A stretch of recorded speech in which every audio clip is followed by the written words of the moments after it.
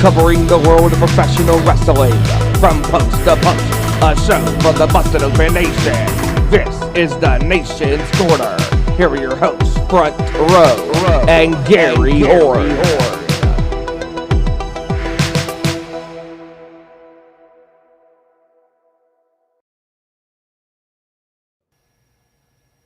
Hey, what's up, pro wrestling fans? Welcome to Nation's Corner. I am Front Row. Joining me tonight is the one and only Gary Horne. Gary, what's up, man?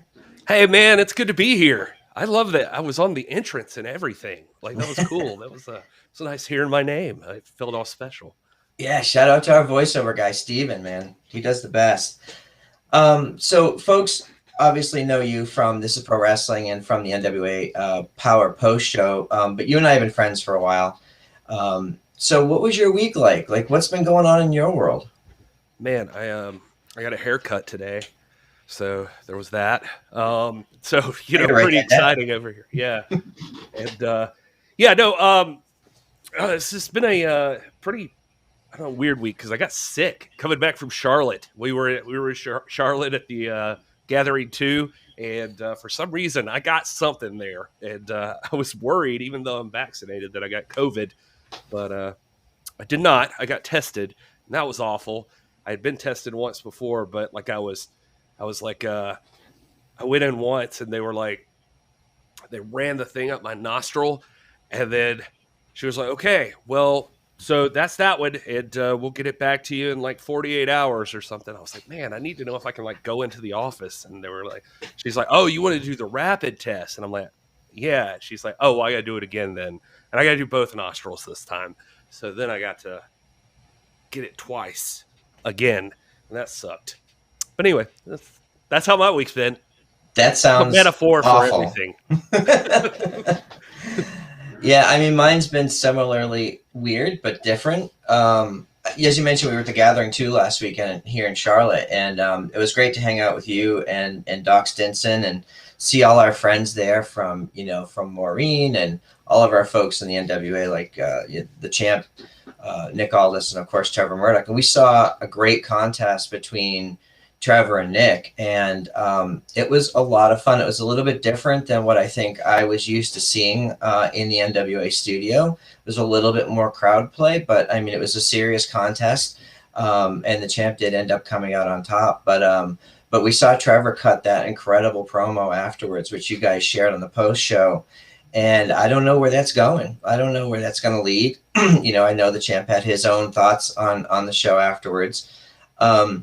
So as we're starting to head into, the final episodes of Powerrr prior to the events of the Chase, we've got, I think, 3 or 4 more episodes, right, of Powerrr, or 3 or 4 weeks of content, TV, whatever that looks like. What are some of the things that you guys are excited about, going into St. Louis? Well, I mean, first and foremost, and I think they're selling this thing completely on this right now, considering we don't have anything announced really, is the historical value of the whole thing. Like just being a part of history, I think is going to be really, really cool. This Chase Ballroom, I feel like is going to be unlike any place I've ever seen a wrestling show before. And, from everybody that's walked in there, they talk about how it's like classy AF, like walking into the Chase Ballroom, and like it's not what you're used to. So I'm excited to be there for that, to know that this is I guess you get this feeling in a lot of places, if they're older venues, but to know that this was like a big deal place where the NWA was formed, or like where a lot of their early stuff happened. I know they were formed in like Iowa, but Wrestling at the Chase was like a big show for them for many, many years, and folks like Harley Race and Bruiser Brody and like all of these guys having been in there and wrestled in this very same room. It just I think it'll feel really cool. Not only that, then you've got the added bonus of not only are you in a historical venue, but you're also dealing with the first ever all women's show from the NWA, and that's going to be a big deal. I think there's going to be a lot of surprises there with like who we see participate and that sort of thing. And so I think there's going to be a lot of value in this weekend coming up for NWA.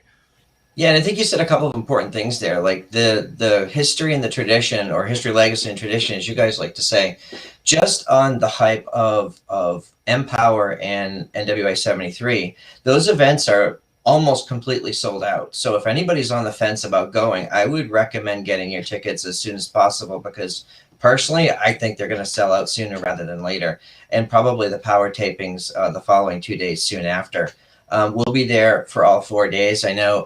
I see Trenda in the chat. Trenda's going to be there with us, and Neil and Mrs. Front Row, as well as Tony is going to be coming as well for at least the 2 pay-per-view nights. So we've got a good group from the Busted Open Nation will be there representing. But I saw some chatter online today, and I think, was it the Champ or Mickey? I forget who was in the chat online about whether we're supposed to dress up or not. Are we wearing wrestling shirts? Are we wearing ties? Like, what's the appropriate? Is there going to be guidelines from the NWA as to attire? I think that they'll probably recommend it, just to throw it in there. But I don't think that there's going to be any requirements by any means. I know that. So in personal interactions with the Champ and with Doc, like Doc was Doc Stinson from This Is Pro Wrestling. He was trying to push for it. He was like, we need to make everybody dress up and have the tables. And I personally was pushing for that menu with like steak sandwiches for $1, for that kind of thing. But, there's that idea. Nick was like, yeah, we're not going to be able to like push that, but whatever. Then he went to go to the press conference, and he got there like a day earlier, and he sent us a message saying, wow, this place is nuts. He's like, maybe we should have a dress code. This is really fancy in here. But I don't know, man. Wrestling fans these days, it's gonna be a different to ask everybody to dress up like that. I personally, I don't even want to dress up like that. I mean, I'll do it if that's the goal, but it's just I think we're all used to being a little looser with our attire at wrestling shows now. It might depend on the temperature too. Yeah, also that. Well, I'm looking forward to that. All that sounds really exciting to me. We're looking forward to obviously meeting up with you guys and all the Nation members, but the events themselves. And we don't even know a whole lot about the cards yet, other than from what I understand, Mickey and Deonna Purrazzo will be there. There's been some announced names, but not a lot of matches yet. So I'm hoping in the coming weeks that we'll get more definition around what that card looks like. Yeah, I think we're going to start to see it. I think as the Champion Series plays out, that's going on right now on NWA Powerrr. I think that's going to impact things a lot. We've obviously seen Trevor issue a challenge to Nick, but Nick showed up on the post show with us the other day. We do that every Tuesday night after Powerrr, and he said that he was comfortable just letting it play out because the Champion Series is happening. And so if he's going to have to deal with that one thing, why does he have to deal with another person making challenges? Like, everybody wants a shot, so let's just... He's happy to see how the cards fall, I guess, if that's a phrase. I don't know. Maybe making that up. But anyway, I think that's going to matter because once the Champion Series happens, like ASAP, everybody has an option to throw in a title shot, like immediately. Like, it's just so who knows? Who knows how that shakes out? In Powerrr, I will say that I've been privy to a little information, and sounds like it's going to be a lot of fun. There's going to be people there from, I think it's safe to say you can expect multiple promotions represented, and you can expect people from the NWA's past that you haven't been seeing lately. And so there'll be a lot of friendly faces that you'll recognize. And I think it seems exciting, especially when it comes to the fact they're introducing the women's tag team titles. So even there you go. Like, there's all kinds of stuff. Layla Hirsch and the Bunny are about to have a fight on AEW for a chance at Camille. So you already know there's crossover potentially happening with AEW. I can tell you that there's looking to be even more than that. And then there's going to be crossover with obviously Impact. And so it's exciting. There's a lot of different stuff going on. It is exciting. So you're saying Genocide's going to win the title? I'm going to write that down. She's got to get a title shot first, but if Genocide gets a title shot, she feels like to me the person that stands the large chance of matching up with Camille. that Camille's not just going to be able to throw around. Yeah. So, and you mentioned that matchup for an opportunity at the NWA World's Women's Championship. We were in Charlotte at the AEW show this week, and they splashed the graphic up, and I was like, "Well, wait a minute, what? Like, that was big." Like, they just they didn't gloss over it. We couldn't hear commentary, obviously, in the stands, but I went back and watched it, and I was like, "Oh, this is really cool." We saw Thunder Rosa and Mickie James on Impact at Slammiversary. We've seen, I think that show had representation from like 5 different companies, right? And then we're starting to see more and more crossover with AEW and New Japan, and which we'll talk about in a bit. So there's just so much excitement, and I know in the very, very limited conversations or the times I've been around William Patrick Corgan, he's spoken about this desire to have a hub of connectivity and this connective tissue between the companies to give the fans the most exciting matchup. So I think both pay-per-views, and I don't know if there's going to be interconnectivity for NWA 73, but we'll look forward to that as we get closer. So what I did want to talk a little bit about was our experience at AEW this week. So, I'll preface this by saying I've been a bit critical with AEW from a viewer's perspective. They're not so much the storylines. The storylines are exciting, but the lack of rules and the lack of selling and like all those insider terms, but they're things that you kind of you pay attention to while you're watching it on TV. And it's really easy when you're watching it on TV in high definition and you see everything that's going on.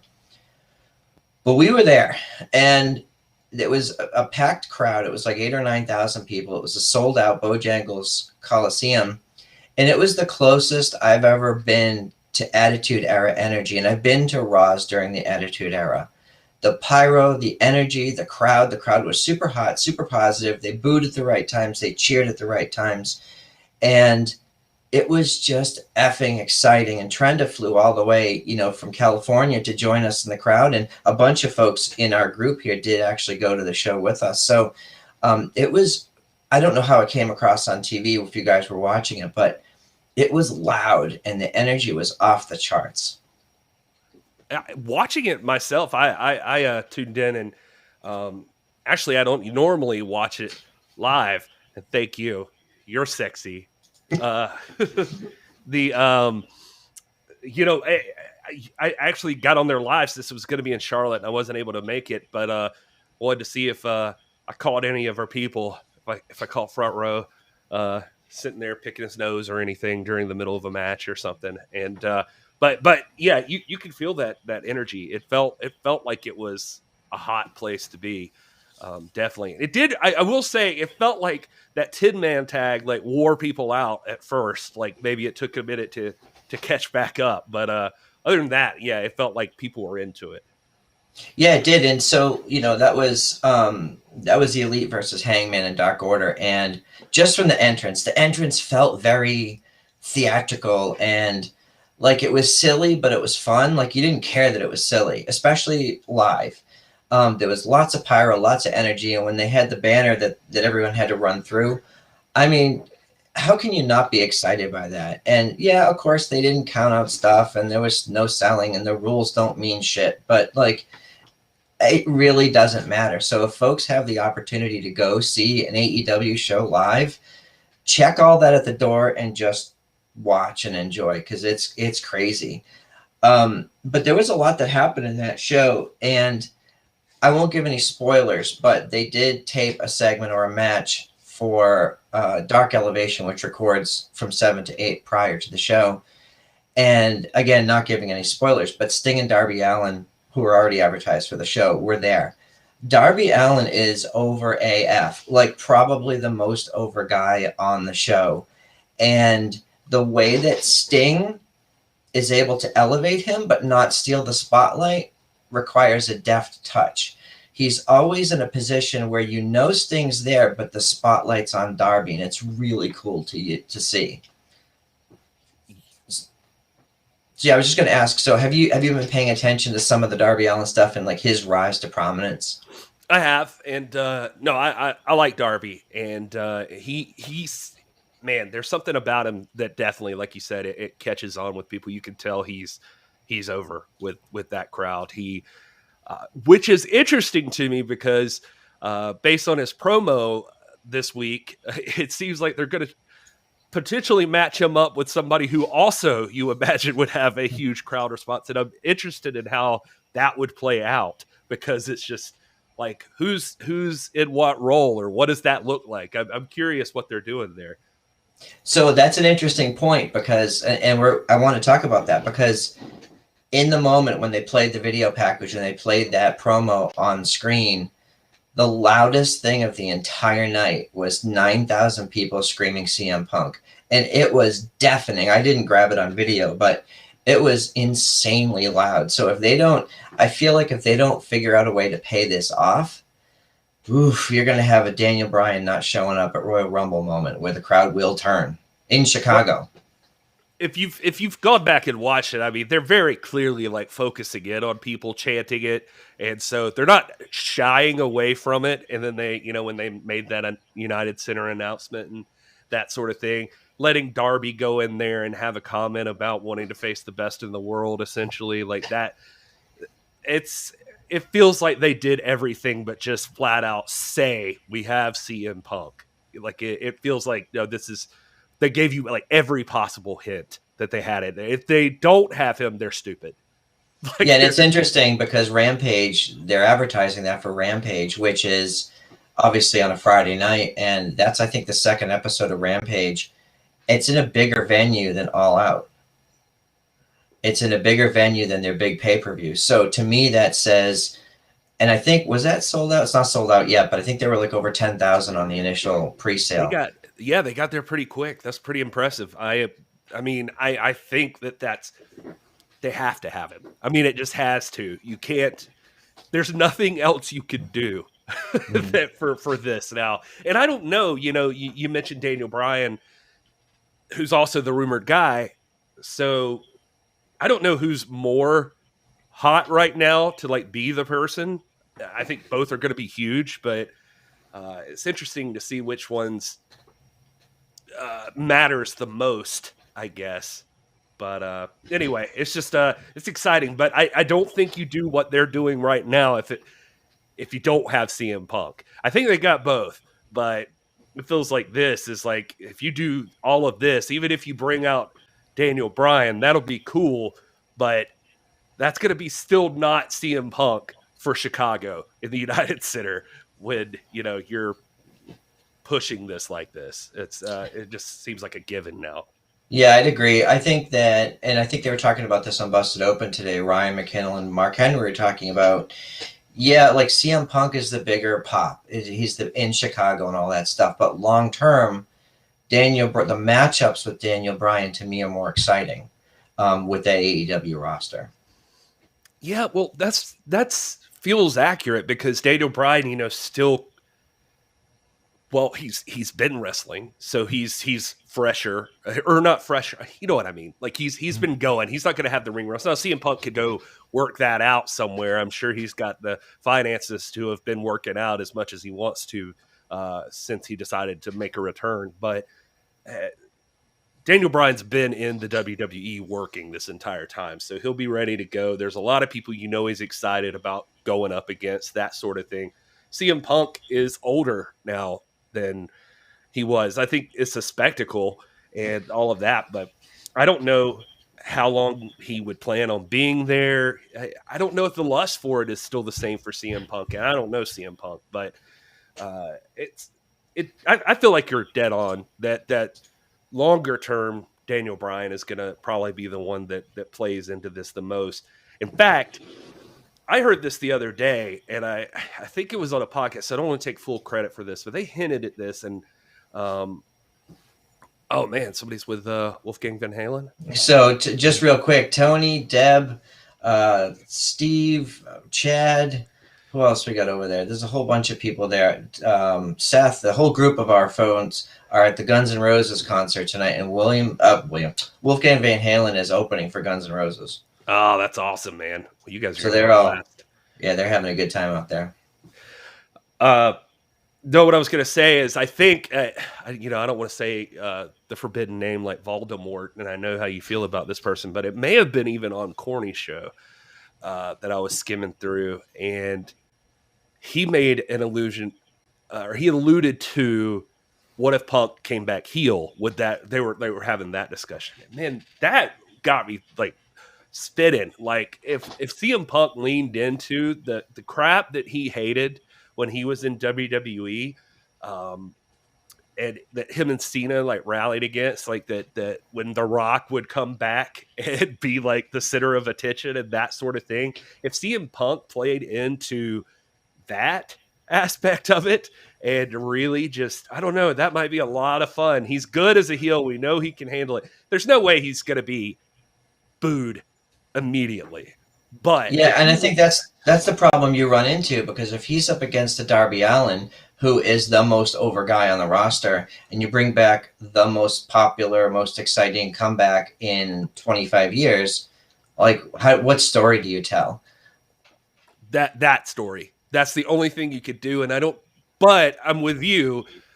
I don't think it works day one. I think like it works a little bit in that CM Punk turns it around and is just like, maybe he looks at a Darby Allin and is like, whatever, kid. Like, they just paid me so much money to be here. I didn't have to be here. You're still working your ass off trying to get over. And I am already so over. They just paid me $1 million to just show up. And so all I've got to do is walk in, collect the check, and leave. And I'll do it for as long as Tony Khan's pockets can handle it. And that's, that's that attitude that could immediately like turn him, I think, especially playing up against a guy who the fans have built up on their own into almost mythical status now with the legend Sting, and you've got Darby Allin who doesn't like this guy walking in and claiming ownership of AEW.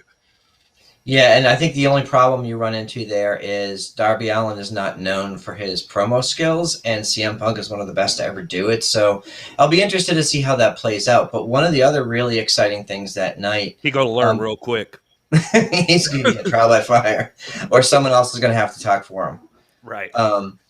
One of the other things that we saw, obviously we were there, Thunder Rosa recently signed officially with AEW as a member of their roster. And this Wednesday was her first match as a roster member. And holy crap, was it loud there for her entrance. And I videoed it and I put it out, and I think everybody shared it on social media. But the reaction in the room is she was probably one of the top 3 most over people on the roster of the night. Yeah, probably. And I don't include CM Punk because the chant is for someone that wasn't there. But right. But it was insane. It was intensely loud. And so it was exciting to see her. Even she had a dominant win over Julia Hart from the Varsity Blondes. And I'll be interesting to see where she goes with that. Of course, we're all hoping that she'll eventually face Britt for the title. But I think that they should probably... I would like to see her sort of run through some more folks, although she is currently number 1 ranked right below the champ in that division. So I don't know what they're planning on doing with her. I don't know what they're planning at all anymore, except that they have CM Punk. Like, that's the thing I'm sure of now. Thunder Rosa versus CM Punk. Let's go. Yeah. Well, because, I mean, you're right. I mean, everything points to that it's destiny that she faces off against Britt Baker for the AEW Women's Championship. She's on that collision course, and that's what the people want. But I don't know, man. I don't know that they want to do that right away. It just feels like really soon, especially her beating Britt Baker. That's going to be the other thing. And that's going to be the interesting part. And I was joking about not knowing just because I thought for sure we were going to all out with Hangman and Omega, and that does not appear to be the case. So they've pulled the rug out from under everybody on what's going on. Yeah. Yeah, so of course that brings us to the main event. I'm not a huge fan of death matches. It's not my thing. To me, like, the best pro wrestling is simulated combat and the best, most realistic way possible without doing actual damage to each other. Like, I don't like seeing people get damaged. However, like I had the opportunity to, see some interviews and talk to some folks who know Nick Gage personally, and he's got a hell of a story. Like you kind of buy in. You kind of like, I'm really interested to see what he's going to do. And when he showed up last week in that promo, I was like, yeah. And see, Mrs. Front Row saying that too. Not a fan. Yeah, we were not super fans of the match itself, but I will say that. So a couple things. Like the match was brutal, and I was very surprised that they showed it on live TV. It was a much bloodier match than I expected for TNT. Domino's clearly wasn't happy with it. Right. But I do think that he's found a way to tell his stories in a unique way. Not that style of wrestling is new, but it's new to a wider audience. So I don't know where they go with Jericho now. That was such a violent, bloody match. I don't know why that was only number 2 of 4 or 5, whatever it is. I would have saved that towards the end. But you had a chance to watch that match, right? Yeah.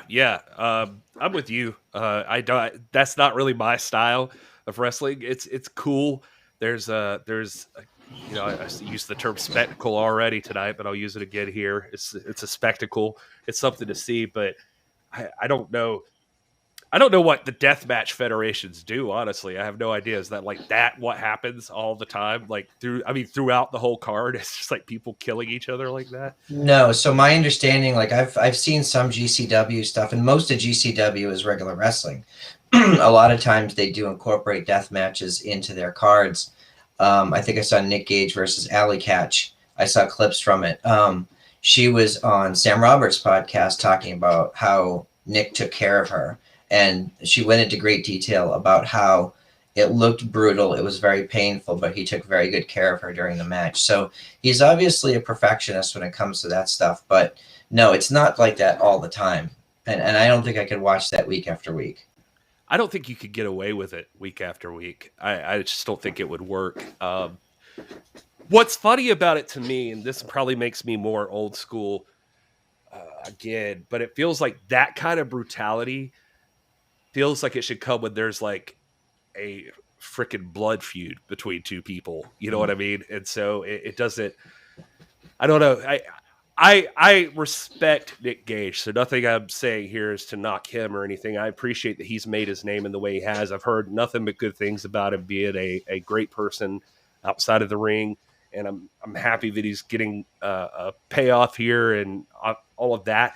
I don't know much else about him, though. I don't know if he has legitimate, like, can he do a regular match? I don't know, that kind of thing.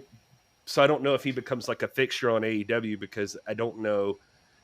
I just don't think he could do that every week. And I think if he did do it every week or even every other week, it would really lose its luster after a little bit. Like it would stop becoming so special.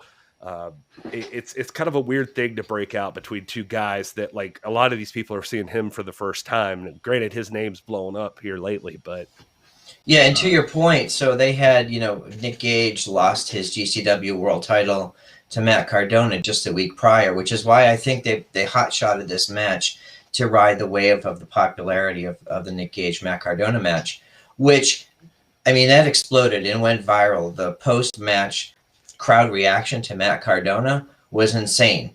So I think they were probably capitalizing on that. But Matt Cardona was on Busted Open just a couple days later and said, I'm the champion. I plan on wrestling matches to defend it. I'm done with death matches. That was my only one. From now on, I'm going to be wrestling regular matches, defending this title and elevating this brand. However, he's a bad guy, and he calls it the GCW universe, and he's really good at it. So who knows where they're going with it. that feels like the way to become an awesome heel in GCW is to refuse to do the thing GCW fans expect. So yeah, it's like when Mick Foley shaved his head and refused to do any of the Mick Foley stuff.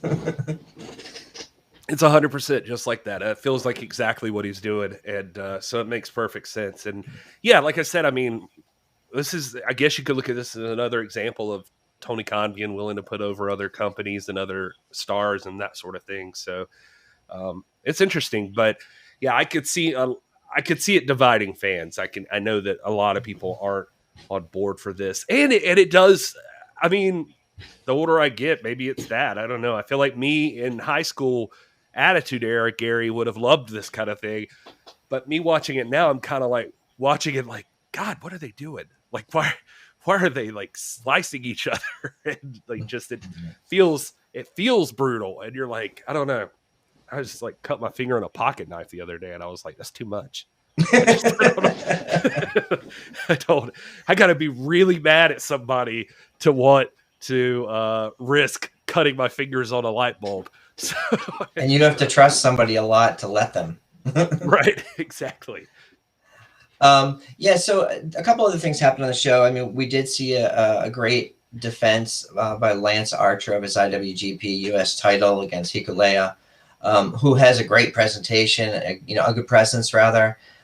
He has a great future. I don't know a ton about him. I know some of the folks in our chat know more about the New Japan stuff and than I do. So I did want to talk a little bit about this post-match thing that we saw from Jon Moxley, and I want to cover some other stuff, obviously. But he cut a promo saying that he's coming for the Good Brothers at Resurgence in California, and he was bringing a surprise partner, someone he was going to be meeting up with for beers. So I don't know who that is. I don't know what the speculation. 317 Gimmick Street, right? Where they record the podcast. Obviously, it could be anyone. Like Moxley's had a lot of interaction with so many people throughout his career. We have a whole ton of recently released people from the WWE. Could it be someone from New Japan? I don't know, but I'm excited. It's going to be interesting to see. Yeah, I feel like Moxley's got a lot of good relationships, so he can pull from a lot of different places. So that's pretty interesting. It's the same kind of thing. Once you're in WWE, especially, say what you will about the E. It's the same kind of thing like Mickey James has right now with Empower. Like you've got some pull and you've got some friends and you got like all of these things. So the world's your oyster. So when it comes to like finding, as long as the contract doesn't block him, then he's who knows who Jon Moxley knows out there. Yeah, so I see suggestions of Sami Callihan. That's a good pick. That would be really interesting. They go back, right? So yeah, I mean they were in NXT together, right? Yeah, I think that's in right. FCW rather. So I could see that. That would be interesting. A lot of people expected that to happen when the Impact AEW crossover happened. Mongrovian Mongrovian Mike saying Whiskey Gary. Well, it would have to be Whiskey Gary. That's out of the faces of Gary. That's the one that might enter a death match or like be willing to get busted up. So that's the only one. So let's switch over to WWE for a second because I don't want to talk too much about Raw because Raw isn't that entertaining to me. But I respect. So the problem with Raw to me is the same problem every week. The matches are awesome. The talent there is like top notch, but most of the stories just don't pull me in. Like I don't watch it and go, oh, I can't wait to see what happens next week. It's like fast food. You finish it and you forget about it, and that's the end of it. However, I love everything that Nikki Ash is doing, Nikki ASH. I'm super happy that she's the champion, although they may have rushed that. I know, have you been following some of the Nikki ASH stuff? I watch clips and stuff now, mostly when it comes to the WWE shows, Raw and SmackDown. I mean, that's so I'm aware, and I saw her win, and I'm happy for her. Like I like Nikki a lot. Like I think she's talented, and I think she just seems like a sweetheart. And so, like I want the best for her. I had heard though, just in reading and stuff, that maybe it wasn't getting over as well with the live crowd as they had hoped or something. I don't know if there's any truth to that. I don't know. It seemed like she got quite the reaction when she won the Money in the Bank, and they seemed to react well for her win when she cashed in on the title. I mean, I know from reading from her and from interviews and from her husband, Damo, formerly Killian Dane, that entire thing is her idea.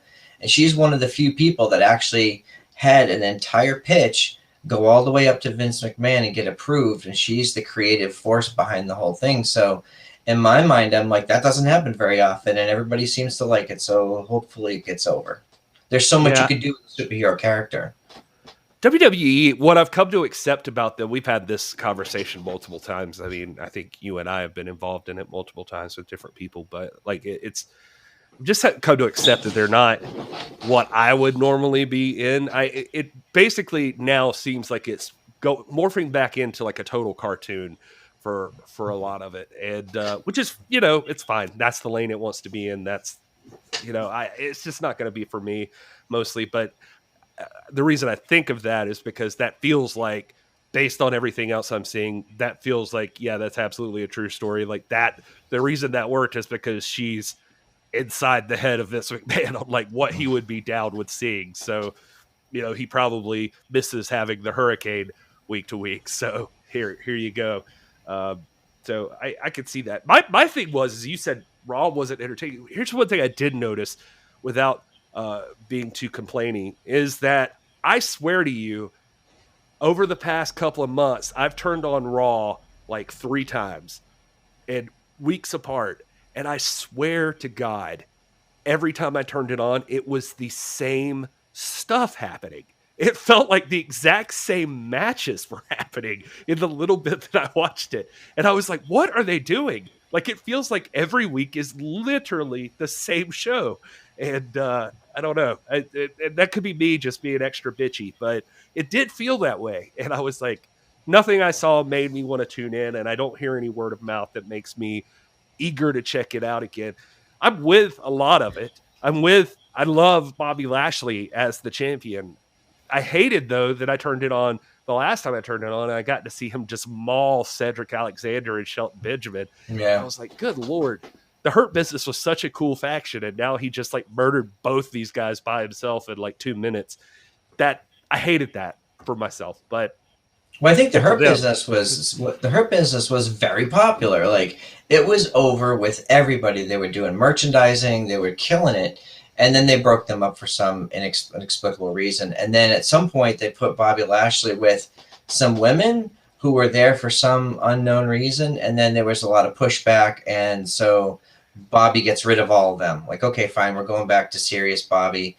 This, by the way, is how they should have presented Bobby since his return. This is the killer that we should be seeing.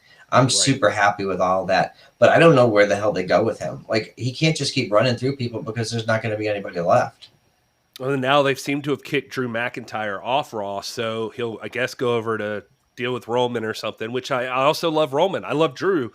So I think they've got some really good people there. It's just, I mean, obviously they do. It's WWE. They got all the money in the world. I mean, I don't know what's going on with them either, to be honest with you, though, because I just saw Bray Wyatt got released and all of that. So there's all the talent that they've let go just because. I mean, Bray Wyatt could be different because we know he's been dealing with some other issues here recently, but I don't know what their plans are. Like what exactly their thought process is. And it seems like they're letting a bunch of talent go and perfectly content to run with the same 5 people doing the same like 3 or 4 matches, like every single week.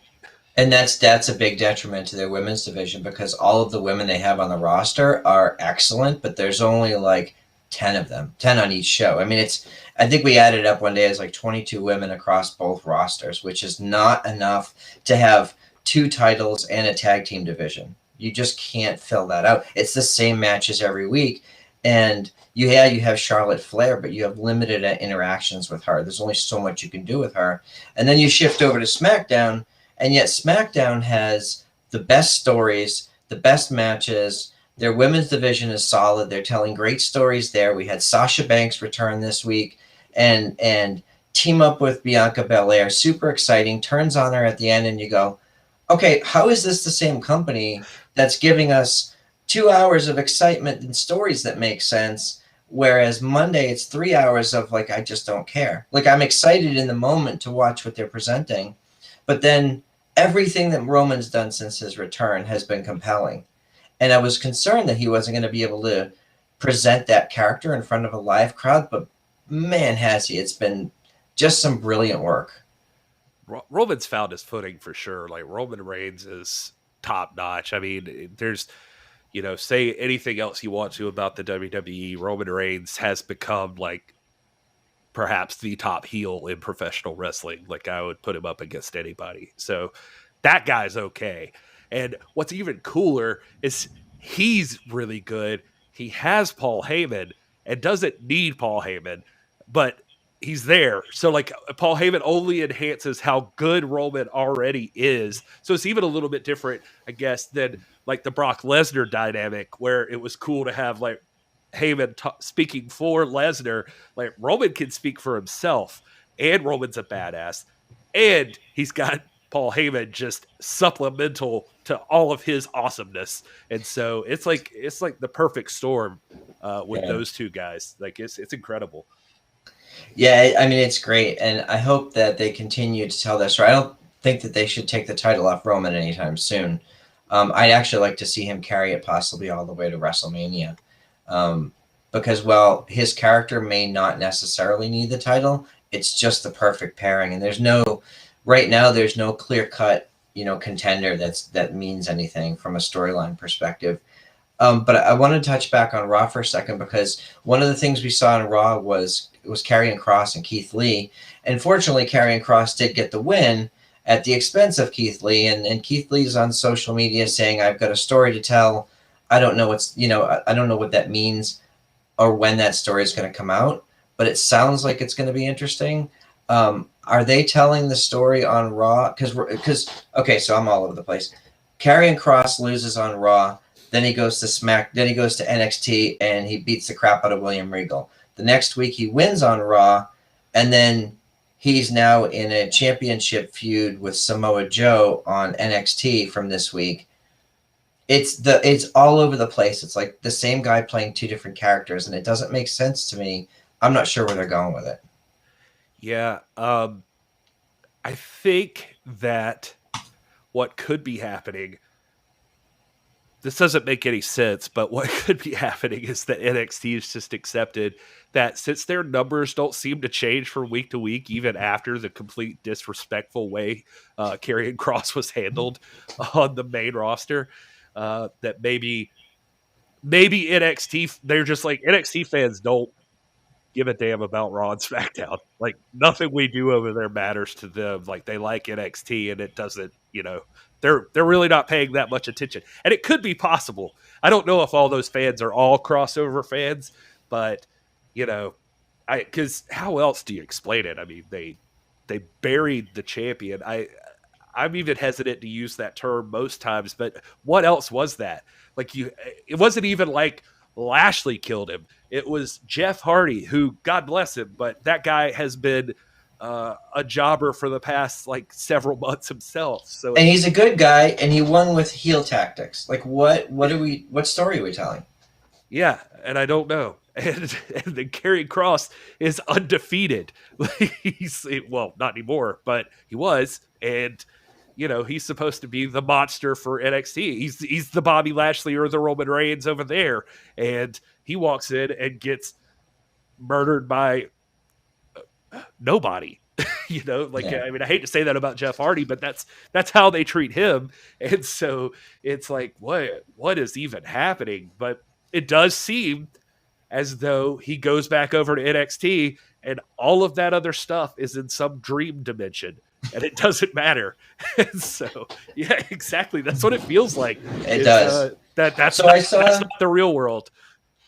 I saw some speculation that maybe they're holding Scarlett off TV, and then it's going to be revealed that when they're put together that he's dominant. Like it's this whole, Wonder Twin Powers activate sort of thing, which, okay, fine. But then how is he still dominant in NXT and she hasn't been on TV recently? I don't know. But it definitely has taken some of the luster off of him for me. But there's a lot of cool stuff going on in NXT. Dakota Kai turning on Raquel Gonzalez, like, man, that was exciting. And I'm really looking forward to seeing how they play that out. Some of the highlights on NXT, Zoe Stark continues to be one of my absolute favorites on there. And that's not just because she was on our show last year. Yes. We actually had her on our show the week that she did her NXT tryout, which was really cool. And I remember seeing her in Mission Pro the first couple of pay-per-views going, you know, she is going to be a star. She is excellent. And teaming her with one of the best wrestlers in the world in Io Shirai, so cool. Yeah. I'm a huge Dakota Kai fan. I have been since the first time I saw her. I don't know why. Maybe I just have a crush. I can't tell you. I just know that I love Dakota Kai, and so I'm happy to see her in a prominent role. I'm with you on Zoe Stark. There, yeah, I'm with Steve here. NXT is full of entertaining wrestlers. When they're called up, there has to be wrestling entertainers. Some transition well, others don't. Yeah, that's the thing. Like when you're talking about Karrion Kross, I mean, he stands out at NXT because he's huge and like he seems like a big badass. If he goes over to Raw and SmackDown, more of his weaknesses shine through, or can, I guess, is what I'm saying. And so like he could still be a big bad dude, but he's in the world with Drew and Bobby and Roman and all these other big dudes, and then to have him just get destroyed his first night in. I mean, that's the guy's, you know, it feels like it exposes him or something. Like it's just not the way you want to treat him. And so he's better off being at NXT. But NXT has a lot of great people, and it feels like it really kind of feels like to me that it should be treated as a different world, because any one of these wrestlers in NXT, I don't know how they fit. Raquel Gonzalez, she looks like a monster anywhere she goes. So good for her. Karrion Kross should be that way. But guys like Adam Cole, who legitimately might be the best wrestler in the world right now, I don't know how he would get used on the main roster. You know, like you know, if he was in AEW, he'd be like right up there wrestling Kenny Omega or something. But in Raw versus like Lashley, I don't think Vince would see that at all. And so I don't know. Well, the interesting thing I think that Dave LaGreca said this week is that if your biggest star and most dominant champion, your most badass guy on your roster goes to Raw and gets beat by Jeff Hardy, that means everybody in NXT is not as good as Jeff Hardy. So there's no logic there, but it sort of plays out, right? That's why I'm hammering on this dream world thing. Like I'm like, just pretend like it's an alternate universe, like just a weird. It is the anti-dimension. And it's funny because I've heard Sam Roberts talk about this too on his podcast and in some conversations I've had with him, that don't view it as a third brand. Like it should be completely its separate world. Have them separate universes, separate everything, because what they do there is special. The audience is special, and they've come to trust that they're going to give. That NXT is going to give their audience a very specific flavor of wrestling, and that flavor doesn't necessarily translate to Raw and SmackDown. I do want to talk briefly about SmackDown because there's a bunch of great stuff. Oh, and for Raw, I have to mention RK Bro because Matt Riddle is wildly entertaining. Like, I think he's incredible. I know Randy hate him so bad. Yeah, and he's so. And I never thought Randy Orton would be a comedic performer, but he is a straight man, is hysterical. I just love the stuff they're doing. I know Randy's out right now, and they've started buying time with Riddle until he returns. Well, you're talking about the comedy stuff, front row. I'm sorry I cut you off, but I think you're going to talk about one that I'm a huge fan of right now. Riddle is definitely one that I expected not to enjoy, but there's other comedy going on in WWE that I'm like, what is happening? Am I thinking they're funny now? I don't think I should, but anyway, I'll let you get to it when you're ready. I think I know where you're going, and I was going with it next. Go ahead. Well, I was going to say Baron Corbin right now is fantastic, and I never thought that sentence would ever come out of my mouth. But this Baron Corbin, the broke ass Baron Corbin, like he is, I don't know, and clever, like really good. Whoever's dealing with what he's saying or like writing for him, or if he's coming up with a lot of this, like some of this stuff this past week was just brilliant. Like I don't know, like I just love him. Like he gets it, and I don't know where he goes from here. I don't know. I cannot imagine for the life of me that a face Baron Corbin going up against like a Kevin Owens who turned on him after bringing him back. That seems like, what world is that? But I love humbled Baron Corbin right now. Yeah, I think I saw someone someone on Twitter had put the Lone Wolf LOAN. That's pretty good. But you notice, in week over week, his shirt gets a little dirtier. The stains are there from the previous week. He looks 10 years older and disheveled, and I want to see some duct tape on his clothing in future weeks. But I love the way that he came out begging John Cena for help, and then when Cena didn't give him enough money, he turned on Cena. But I did want to mention the John Cena stuff because I'm super excited to have him back. I was never one of those guys that hated John Cena because I came in the Attitude Era, but then we left for about 10 years and came back in like 2011, and we saw house shows where John Cena electrified crowds. If you've ever seen John Cena in a non-televised event, he makes it feel like an indie event, like an indie show. He's interactive with everybody. It's super fun. And I know when he left that the house show business was down like 35 or 40% when he left the loops. So I know he's been announced for the coming loops, especially the one that's going to be here in Charlotte in a few weeks. So I'm looking forward to seeing him in person again. But I just wanted to read real quick his promo from this week because he is so good at bringing reality in and then just sort of setting the table for people. And he said to Roman Reigns has to change every 2 years because you people stop caring about him. You stop caring about him because you don't believe in him. Roman Reigns is nothing more than a lazy stooge named Joe. I love that because it's very rare that a guy at Roman Reigns' level gets called by his real name. He used it when he talked about his leukemia, but typically they don't do that.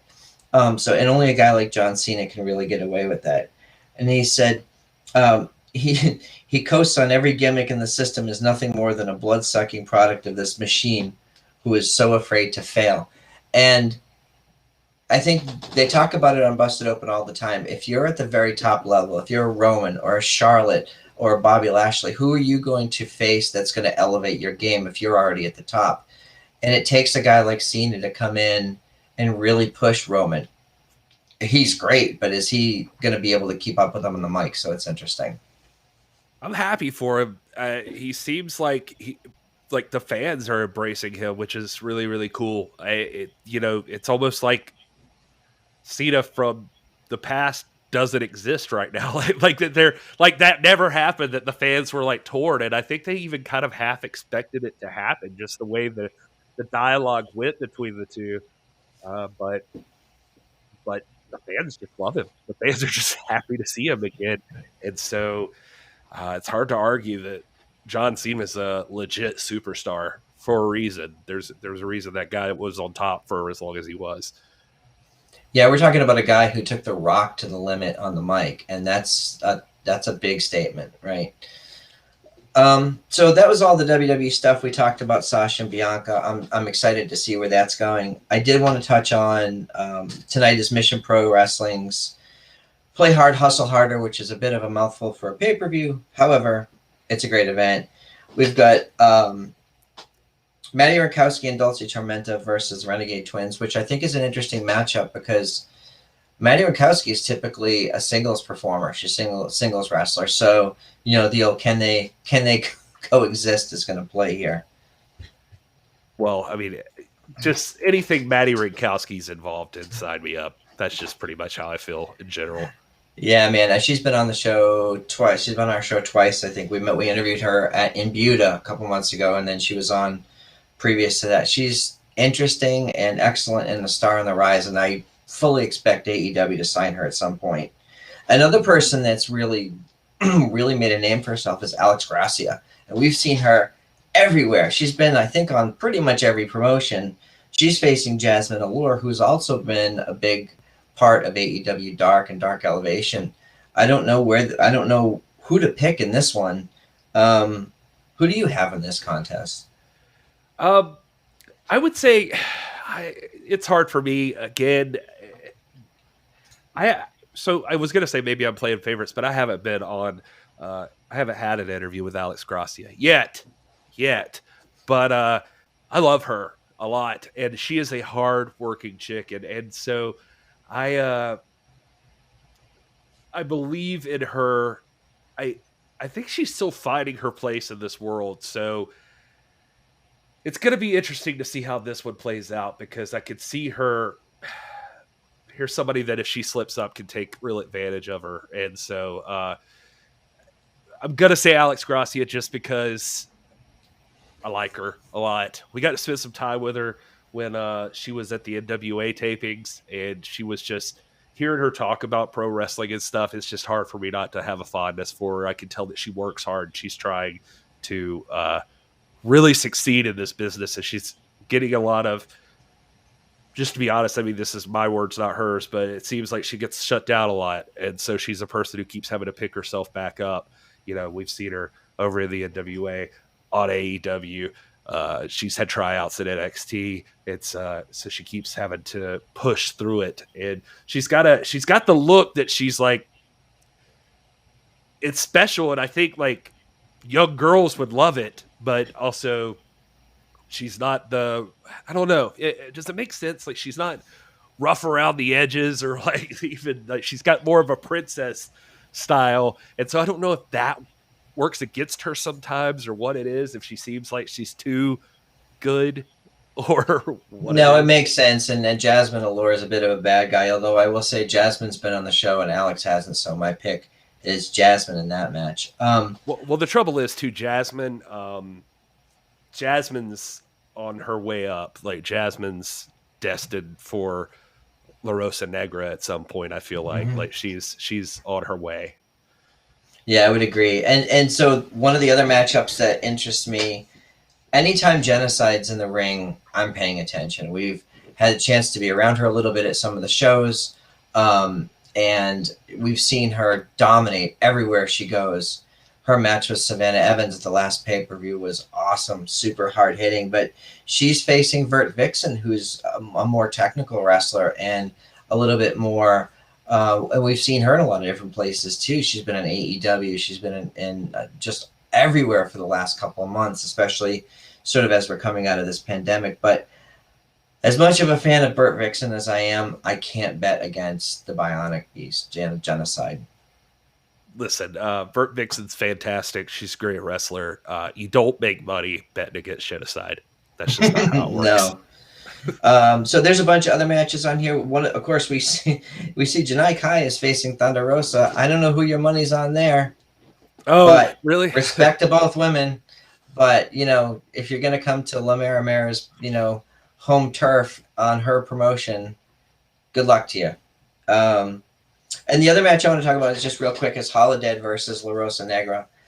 Holodead is unique to me, and I'm shocked after having met her, seen her wrestle in person, and I don't understand why she's not on a main event pay-per-view on TV every week, like every month. She is incredible. She's got a presence, and she can talk on the mic.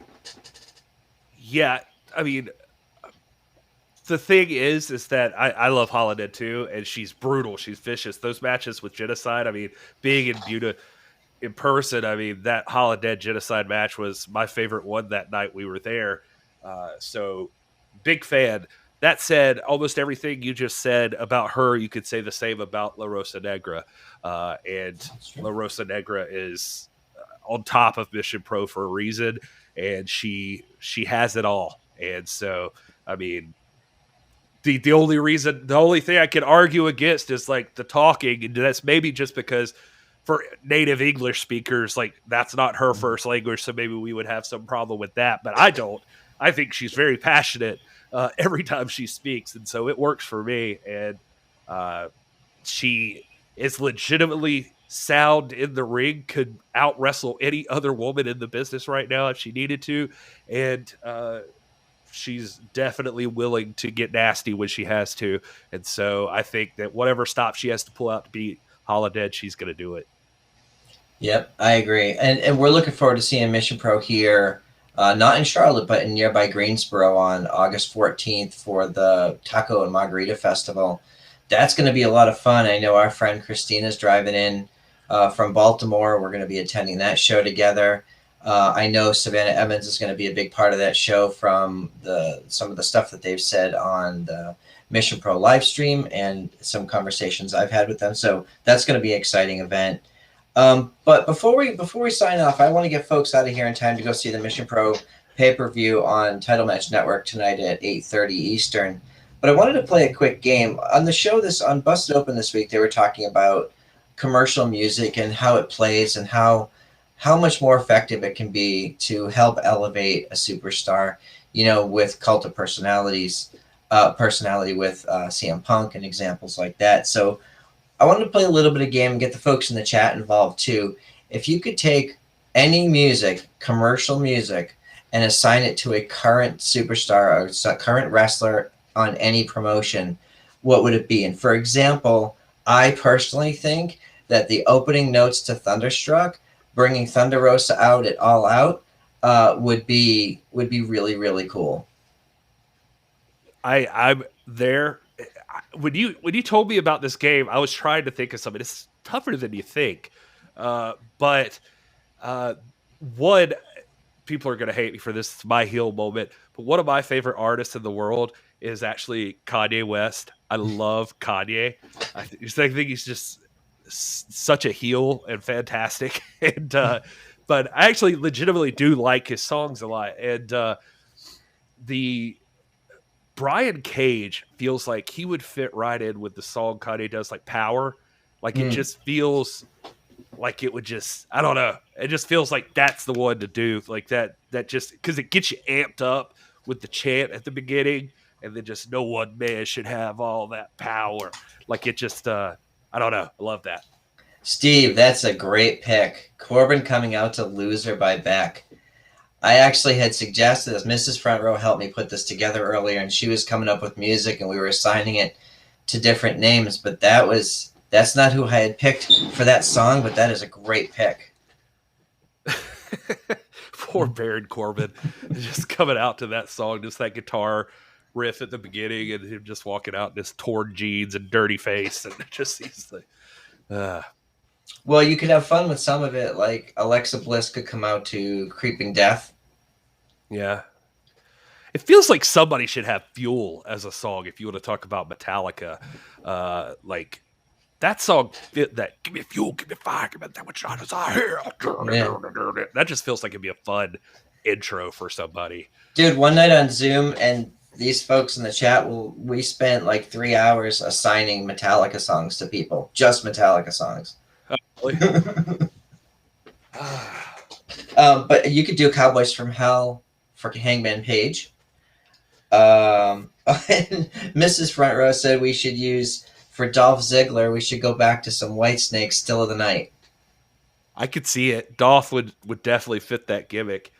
I feel like Varsity Blonde should have, like, they're almost there with the song they have, but like give them like some Poison or Guns N' Roses or something, like just some 80s rock, like I feel like that would work really well for them. Another one I think that we sort of stumbled upon, and this is for Danhausen, Sympathy for the Devil. It just, the only problem with that is that song's like, I don't know, Danhausen's so loose. Like it just, I don't know. It just, but it makes sense. I mean, okay, so you'll appreciate this one, and probably only a handful of people will get this. But for Nikki Ash, the song Somebody Save Me from Smallville. Oh my God. Yeah, I mean, I guess like 5% of the people would get that, but it would be tremendous. That's I guess that works. Godzilla for Luchasaurus, yeah, that makes sense. I like that. And one of the other ones we could do Back in Black for Malachi Black. Oh, that's a good one. AC/DC's got, like, they're just wrestling entrance machines. Like they could do that all day long. I was thinking of one of theirs earlier, and I wish I could remember what it was now. Dang it. But oh well. So, and the Eat my last one I had, Frankenstein. I like that. the last one on my list was for Seth Rollins. You know, he's done the Messiah gimmick and stuff, and personal Jesus just fits. I actually like that one a lot. I do. What's funny is for some reason a go-to for me when I was trying to think. You nailed it. I was trying to think. Johnny Cash fits in here somewhere. Like you could do, and you may have been thinking of the original, but like the Johnny Cash, or did you say Johnny Cash's version? No, well, Johnny Cash's version of Hurt, yeah. Well, I was gonna say Johnny Cash does a cover of "Personal Jesus" that I think Oh, would be okay. actually kind of cool for Seth Rollins. It's just got like a cool guitar sound to it that just it's got kind of like a badass groove to it that it would fit. But anyway, What if you took Johnny Cash's Hurt, which has that slow sort of lumbering tone, and you just had Orange Cassidy come out to it? well, except that song is so freaking sad. I know, So I that's know. like that's the RA in the chat saying "hurt" for Darby. Yeah, like maybe. Oh no, Mongrovian Mike, shortest straw for Chad Cable. He's not that short. He's my height. That's heightest. as Doc would say about me, but you're 4'11". So. Yeah. Oh man. So one I sort of was going to throw out, but I decided not to. But let's throw it out there. And Fancy by Iggy Azalea for Cameron Grimes. That actually would work really well too. Yeah, just I don't know. It would add to the whole Cameron Grimes aesthetic. That would be pretty sweet. I think the one I was thinking of earlier is my Grovian Mike pointed out Godzilla, but I was like, why not just give Luchasaurus the Jurassic Park theme? Just have it be epic. Just like ba, ba, ba, ba, ba, ba, ba, ba. Just go ahead and go all in with it. Yeah. So it's a fun game to have. It's fun things. Does Brian? Yeah. Oh, good one, Elder. Does Bryan Danielson still keep what's it called? Flight of the Valkyries. Flight of the Valkyries. That's an interesting question because that version of it is, I'm sure, licensed by WWE, but that's a song that's much older. So, do they re-record it? I would re-record it with sort of a hint of it. Although there's a big part of me that feels like you should shed a lot of that WWE stuff. Like, I don't know. It's interesting. It's a good question. If he comes back as the American Dragon, like goes to his roots, shaved head, the whole deal, like then it should be something more fitting of his new character, I think. That's a good point. But it feels like CM Punk has to come back with cult of personality. Oh yeah, absolutely. And he has the rights to use that everywhere because he used it in UFC. Oh yeah, that's true. So yeah, I was gonna say even if whatever the case, Tony would fork out for that, I think. But he can't come out to anything in my mind. That's it. I mean, that's synonymous with CM Punk now. It feels like. But yeah. Well, okay, Gary, I appreciate you, man. I'm glad you jumped on tonight and hung out with me for a little while. Where can folks find you on the social, and what do you got going on this week? I am at This Is Gary Horne all over all the socials, and This Is Pro Wrestling, which admittedly we've got to get back in the groove on, is at TIPW Show everywhere. And this week, right now, the next place you're going to be able to find me is on the Post Show on Tuesday night, I think, as far as I know. I'm not sure what's up with our Sundays lately, but Will's on a vacation. So for now, Tuesdays after NWA Powerrr, we're on YouTube, the NWA's official YouTube. We are blessed, and I can tell you things are ramping up over there. And so tune in if you're a fan of the stars of the NWA, because more and more people are going to start popping in with us, and as they make this final push towards Empower at NWA 73. I even just got a text today from One Star who recorded a music video that he's wanting to debut on NWA Powerrr or on the Post Show. And so we're going to, St. Louis brings to mind a lot of things for a lot of different people, but when it comes to certain ones, it's not what you might expect. So you have to tune in and find out, but it's going to be entertaining. I'm promising. There's a whole music video being filmed and everything. That's awesome. I think folks paying attention to social media may have an idea or may not.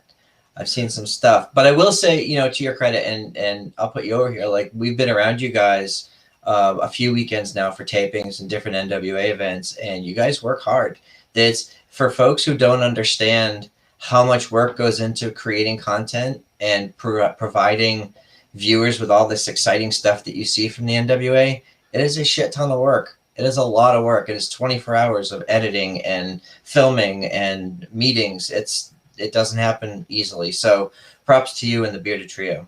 Well, thanks, man. And we look, man, when the podcast started, this was the dream, right? So we wanted to be involved and help grow it. And now it's officially happening. And so here we are. We're going to bust our ass to try to make it happen. And it does. It takes a lot of work. It takes a lot of work from everybody. And so I guarantee, you know, Billy Corgan, again, he's not a millionaire, or he's not a billionaire. He is a billionaire, but there's a difference between the M and the B when it comes to how much you could put into something. And so, especially with wrestlers that expect to be paid, and, you know, how much it costs to purchase areas to wrestle in and pay crews to do the things that they do and that sort of stuff. So it's he's definitely invested in having people that are passionate about the product as well. And so he's given us that opportunity. So we're going to keep doing it. And we want it. We know what we wanted to see out of it. And so now we literally have access to make all of that happen. All it takes is